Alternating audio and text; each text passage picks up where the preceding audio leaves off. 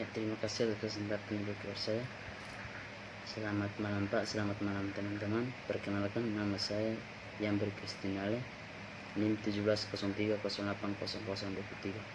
Di video kali ini saya akan membahas buku yang berjudul Perjalanan Sosial dan Masalah Kepercayaan. Ya, ikutan saja ke pembahasan bukunya. Refleksi setelah hari yang panjang di Moskow. Semua perjalanan intelektual yang memiliki awal yang khusus, yang dimulai suatu malam setelah hari yang melelahkan di Moskow 5 tahun lalu. Pada November 1997, saya diundang ke Kementerian Luar Negeri Swedia untuk berbicara kedaulatan besar Swedia di kota Rusia.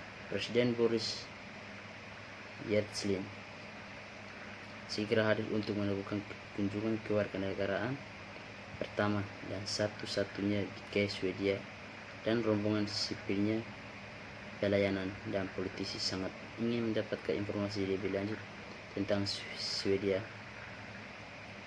Ada banyak masalah yang mereka cari pencerahan menurut pejabat luar negeri yang menghubungi saya, dan apa yang mereka ingin dari saya adalah ceramah yang membahas bagaimana negara kesejahteraan Swedia berhasil dan cara mereka mengontrol negara Swedia. Kedengarannya menarik dan saya menerima undangan itu dengan sigap. Saya harus menambahkan bahwa saya tidak nyata berpengalaman dalam pribadi Rusia, dan kontak saya dengan bahasa Swedia yang luas dan komunitas penelitian internasional terkonsentrasi di Eropa Timur, bahkan lebih terbatas daripada sekarang. Ceramahnya yang diterjemahkan ke dalam bahasa Rusia sayangnya agak sedikit jenis yang lebih biasa.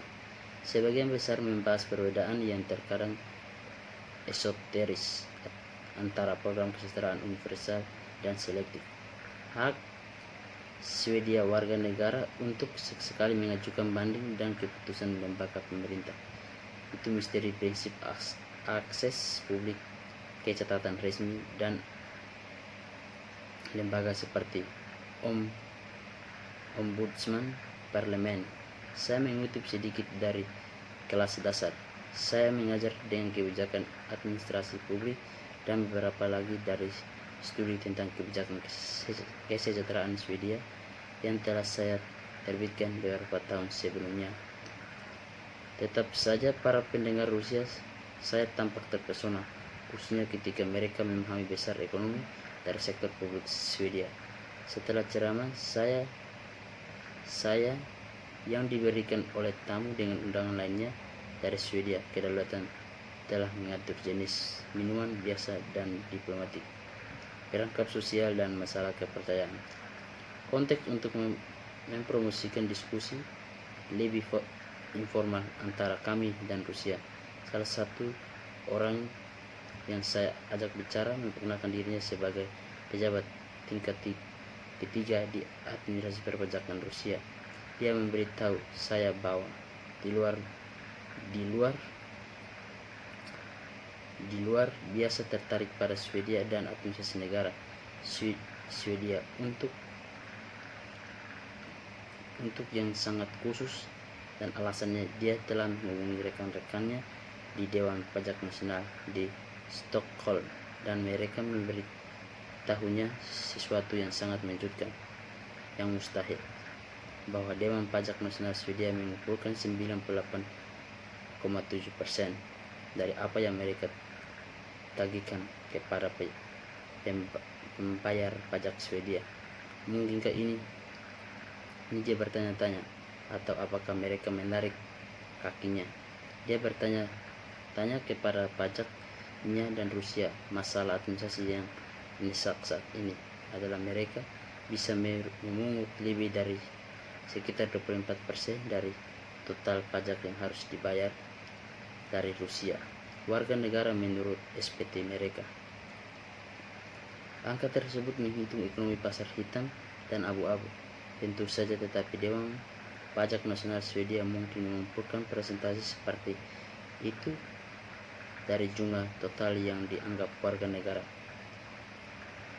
Benar bagi saya untuk mempertanyakan Berikutnya tentang bagaimana itu mungkin, saya menjawab bahwa itu mungkin karena dua hal. Selama beberapa tahun di pertengahan 1980-an, saya mengalami hak istimewa untuk bekerja sama dengan Urban Laurin di Departemen Ilmu Politik di Uppsala, yang doktornya tajam dan terampil, disertai pada kecenderungan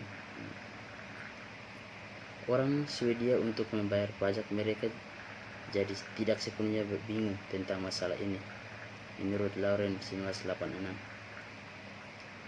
melalui kolaborasi jangka panjang dengan ilmuwan politik Margaret Levy di Universitas Winston di Seattle, saya juga pernah berhubungan dengan aspek-aspek tersebut dan penelitian Amerika tentang subjek yang menarik di Levy.